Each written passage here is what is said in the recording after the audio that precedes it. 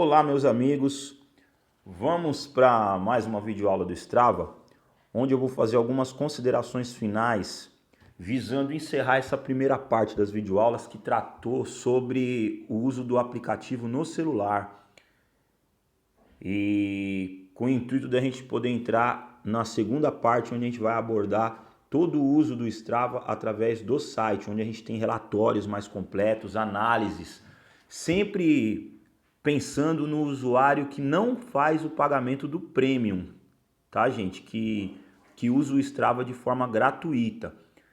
O Premium tem algumas coisas a mais, mas a gente não vai abordar isso daí, tá? Então, vamos recordar que lá na primeira videoaula, onde a gente falou das configurações do Strava, eu falei que a gente tem aqui a pausa automática da pedalada e a pausa automática da corrida. Só para recapitular, se você, por exemplo, termina uma atividade e essa atividade está marcada, por exemplo, a pausa automática da corrida e você está fazendo uma corrida, cada vez que você der uma pausa na sua corrida, passar a caminhar, o Strava ele continua gravando, mas ele vai reconhecer que você ali não está correndo. E no final, vamos imaginar que você fez uma atividade que no total durou 30 minutos. Mas você parou algumas vezes durante a atividade e essas pausas somaram 10 minutos. Então no final ele informa que você percorreu, por exemplo, 2 quilômetros, 3 quilômetros, mas que o tempo foi de 20 minutos e não de 30, porque ele vai automaticamente retirar todas as pausas. Isso é chamado de moving time ou tempo em movimento, sendo que o tempo total é o tempo decorrido ou elapsed time. Mais ou menos fazendo uma comparação meio rústica, se fosse uma corrida oficial para quem está acostumado a participar de prova, o moving time seria o tempo líquido, aquele tempo que você efetivamente correu a prova, né? Já tirando aquele tempo que você ficou esperando no começo para passar pelo pórtico de largada. E o elapsed time seria o tempo bruto. Só que o Strava não sabe que você, a partir do momento que você deu o gravar, ele não sabe se você já começou a prova, se você ainda vai passar pelo pórtico. Então ele já começa a contar a prova a partir dali. Então lembra de outra videoaula, quando a gente informou, a gente vai aqui gravar uma atividade manual, só para mostrar para vocês aqui, ó, selecionar tag. Lembra que eu disse que você pode na atividade dizer para o Strava se essa é uma corrida extensa, ou seja, um longo, se é um exercício. Que são exercícios? São corridas de treino específico, os fartleks, os tiros, alguma corrida que você tenha que manter um ritmo específico, chamada de tempo run, ou se é uma prova. Se você não deixar marcado nada, o Strava entende que é uma corrida comum, um treino de rodagem, um trote regenerativo, o chamado jogging, né? Então, quando você marca prova, a pausa automática não funciona. Mesmo que você esteja nas configurações marcado para que o Strava use a pausa automática, quando você terminar a atividade e marcar como prova, o que ele vai mostrar no tempo da atividade é o elapsed time, ou tempo decorrido. Porque é lógico, numa prova uma pessoa não pode descansar no meio da prova, parar na água e descontar esse tempo da prova, né? Então tenha isso em mente, que na prova a pausa automática não funciona. Outra coisa que não funciona, a pausa automática, são os segmentos. Então vocês lembram que eu falei para vocês em outra videoaula também, que à medida que você faz uma atividade, você passa por trechos que são marcados como segmentos, e ali o Strava faz uma pequena competição entre você, o seu desempenho em relação a outros atletas que passaram por ali, ou inclusive em relação a você mesmo, te dando uma medalha de recorde pessoal, se for o seu melhor tempo. Então, por exemplo, ó, volta completa do Serete é um segmento. Eu fiz uma atividade lá no Parque Serete e aqui é um segmento, ó, essa volta completa. Mesmo que eu tenha a pausa automática e no final da minha atividade ele me dê o meu tempo em movimento, o moving time, já descontando o tempo de pausa, para o segmento não vale a pausa, gente.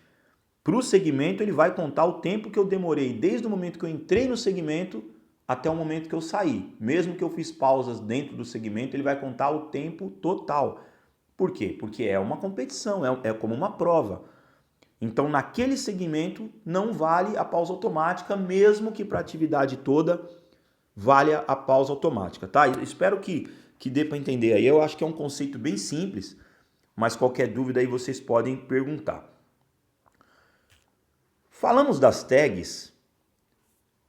Dá uma olhada aqui, ó. Eu tenho essa atividade aqui, ó, rodagem. Vejam que não está com tag nenhuma.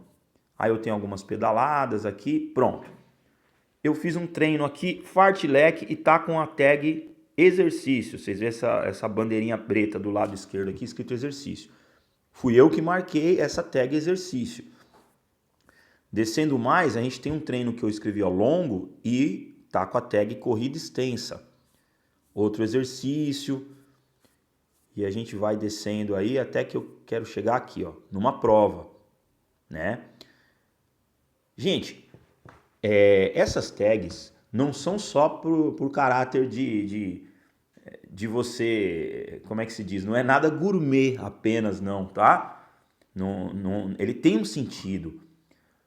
O primeiro sentido é justamente que as suas demarcadas de forma especial, até para você mesmo localizar. Eu fui querer localizar a última prova que eu participei, ou melhor, a tag prova tá aqui.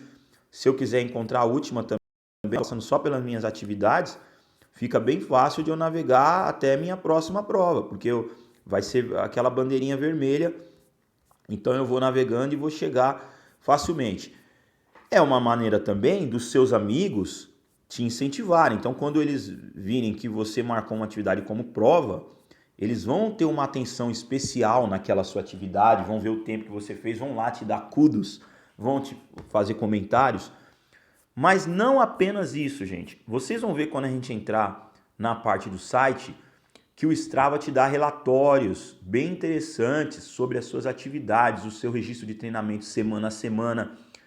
E se você marca suas atividades direitinho com essas tags, vocês vão entender mais para frente quando entrar na aula, mas eu já aviso para você já ir marcando. Você tem um relatório muito mais completo, porque a visualização fica muito melhor.